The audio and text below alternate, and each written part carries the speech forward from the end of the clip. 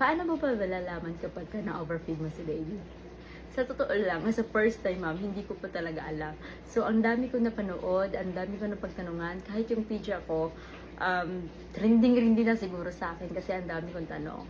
So, base sa mga napanood ko, sabi nila, kapag ka na-overfeed mo, may tatlong sign yan. Minsan, dumadaan siya sa mouth. Yun yung pagsispit or pag-vomit ni baby. Kasi yun yung backflow, sobrang milk. So, pangalawa, yung backflow minsan dumadaan sa ilong.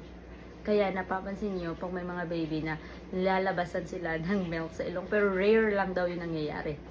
Pangatlo is yun yung napupunta sa lungs, yung backflow. Kaya may halak. Kaya totoo yung sinasabi nilang 2 to 3 hours interval ng pagpapadede.